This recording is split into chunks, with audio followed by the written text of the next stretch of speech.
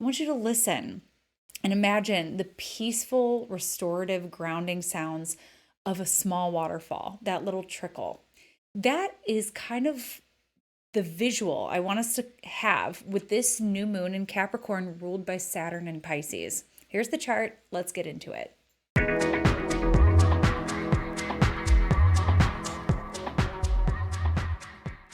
Happy new moon, everyone. This is a blue moon, technically. We had a new moon earlier in the month on December 1st, and this is the second one of the month, making it a blue moon.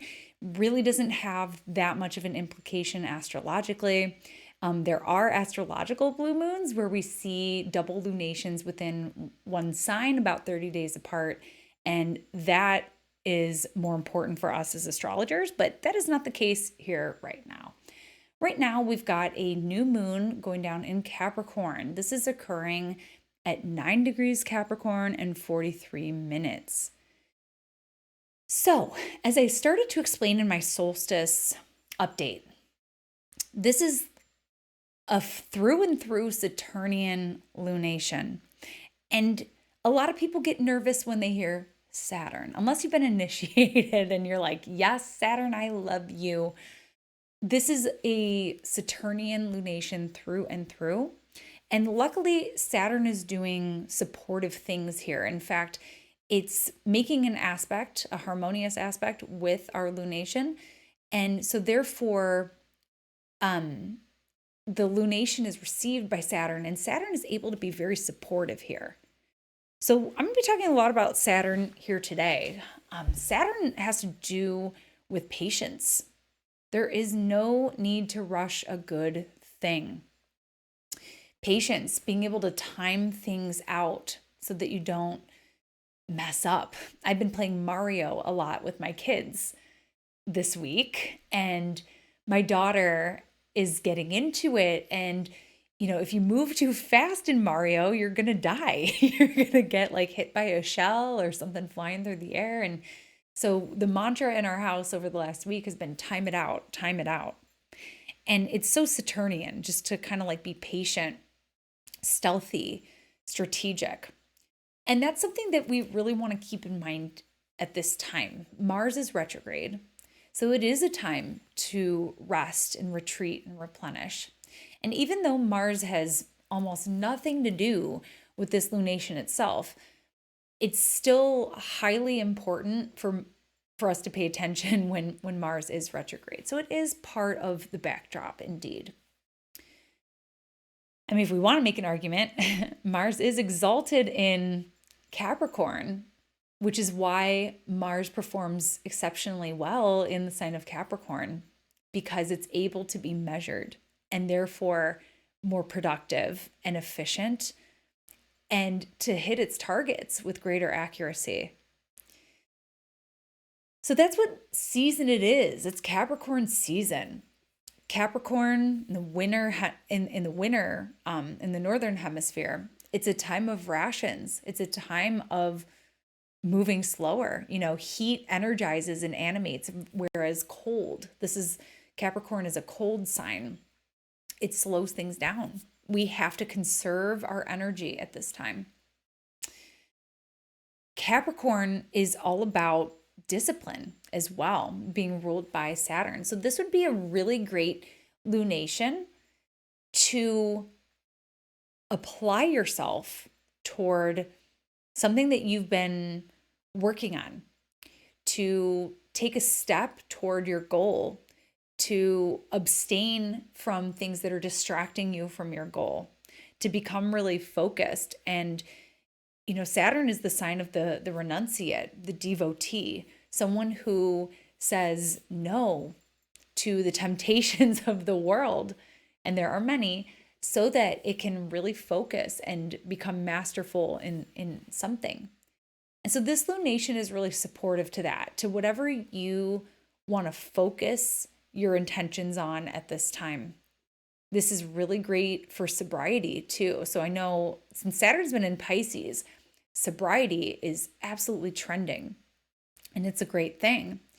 And we are headed into New Year's here. So this is a supportive lunation for helping people maintain their sobriety, maintain their limits. And even if that's not your path, staying focused on your goals, whatever those goals may be, this is a very supportive lunation for that. Again, in my solstice update video, I was talking about Mercury sort of energizing this Jupiter-Saturn square and how that's helping us get clear and make decisions on things. So now that we've made some big decisions over our Mercury retrograde journey, we've considered all kinds of possibilities with Jupiter, and Saturn has helped kind of chisel down our options into what makes the most sense for us right now in this time. Now, this is a lunation that says, okay, we're ready to put one step forward and anticipate the steps after that. But again, there's no rush. There is absolutely no rush. When things aren't readily available, again, winter rations, when abundance isn't readily available, when we don't have a ton of options before us, Saturn is the best planet for helping us make do with what's available to us. It's self-reliant, it's self-determined. In other words, this is not the time to add new and unnecessary things to our plate. Some of these things can wait until Mars goes direct. And even then, right after Mars goes direct on February 24th, Venus is going to go retrograde on March 1st. So it's a season of retrogrades. It's a season of pulling back. It's a season of getting clear, reprioritizing, stoking the inner fires that get us excited about being proactive in the world we live in. But this is not the time. This is the time of conserving our energy, becoming wise, reflecting on things, learning from our mistakes, learning from being human, learning by contemplating things. That is the season of Saturn. And Saturn here does rule the lunation. It is in this co-presence with Neptune. We're only going to be getting more and more friendly with that. This is an aspect of disappointment. This is an aspect of feeling let down by the world, by the universe, by people, by the way things are.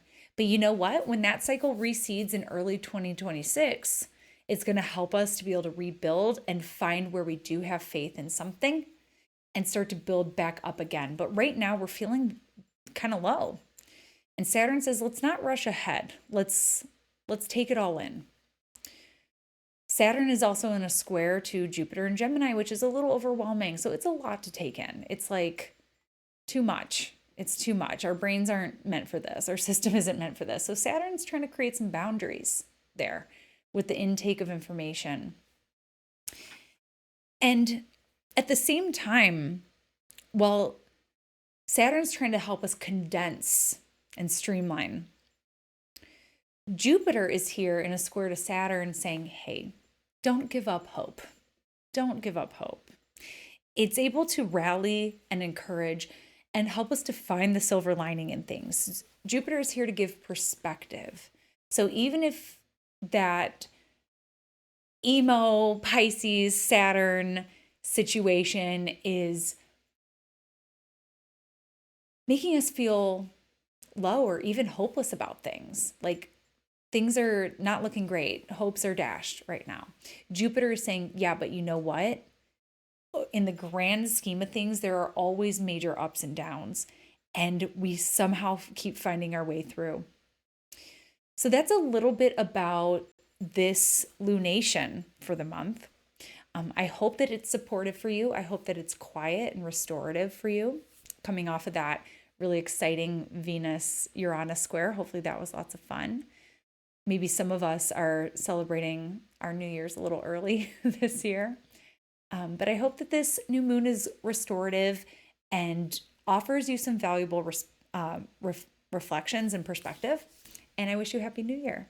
Take care, everyone. Bye. Thanks so much for tuning in with me today. For more astrology in your world, you can connect with me on all platforms at Astro Catherine. You can also head on over to my website, catherineurban.com, where you can book your next astrology reading. We'll go into depth into your natal chart, your progressions, your perfections, your solar return, your transits, and beyond. You can also join my mailing list where you can stay up to date with me on new classes as well as article drops. I look forward to connecting with you, and I'll see you next time.